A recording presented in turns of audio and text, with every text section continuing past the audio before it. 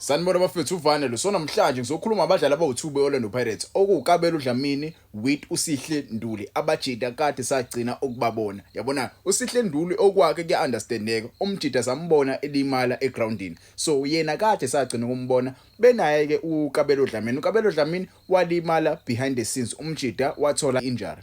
Ever since uKabelo Dlamini wathola i-injury there were rumors circulating around kuthiwa umjida kungenzeka ajoyine umkhumbi omakhelwane. Athi-ke abaningi ababengibuza ngami ngibatshela ukuthi lezo indaba ayisilo iqiniso ngoba uKabelo Dlamini bafethu as far as I know ukuthi umjida ulimele, he's still training with Orlando Pirates but-ke umjida okwamanje usalimele same as uSihle Nduli. iOrlando Pirates ke namhlanje ikhiphe i-statement yabo, ikhiphe i-statement iprovide i-update regarding i-injury yabadlali bobabili yabo. Yasho ukuthi in their race to finish the line bangayithola sebeboostwe with the 2 players.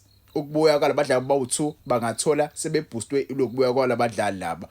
Okwamanje basakwazi ukuthi bayilolonge balulame behind the scenes yabo, because ama injuries abo akusiwona ama injuries amahle yabo, akusiwona ama injuries ongawarasha kakhulu. Remember ke both of these players abadlali ababaleke kakhulu for Orlando Pirates yabo, njengoba bebalekile nje Orlando Pirates kumele ingabarashi kakhulu because mibarasha izinto izovele zibe worse yabo. Abajida okwamanje basalulama bazobuya nje kungekudala, same as uSipho Mbule bafethu. I spoke about uSipho Mbule umjida uzobuya nje kungekudala, mhlambe singambona ngosikhathi njengoba siyodlala nje kusasa against Iswelele. We might see the likes of Sipho Mbule playing against Iswelele yabo, kuzoba coach ukuthi ngabe uyakwazi ukuthi amfake noma mhlambe ebenchini noma ke umjida amqalise kwigame yakusasa. But ke wena ungangitshela ngokwakho, but ke the players bafethu abajida bayabuya ngempela bazosiza i-team because i-team right now isisalele ama games mancane kakhulu yabo, mancane kakhulu lama games asele njengamanje. Sesijika ikhona lokugcina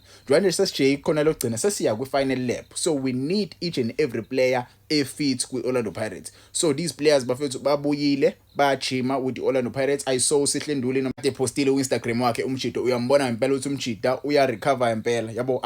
Akukho mnandi umbone kanje umjida, but ke let's hope umjida uzobuya kungekudala. There are games esiwadlala yabona nje futhi ngo-April maningi ama games abaleke kakhulu azobenzima for Orlando Pirates. Dlala nama-team awu3 ase-KZN, 3 KZN teams so bedlala nawo AmaZulu, Golden Arrows and Richards Bay. So lawo ma games abaleke kakhulu, 2 home games and 1 away game. Mase ke sidlala ne-Kaizer Chiefs. That will be the last game esoyidlala ngo-April. So kuzobe kuma games abalekile and are important for Orlando Pirates azobenzima futhi. So kumele size show ukuthi we get these guys bebuyile befit. But ke wena ngokwakho ungangitshela indaba, how are you feeling regarding this news?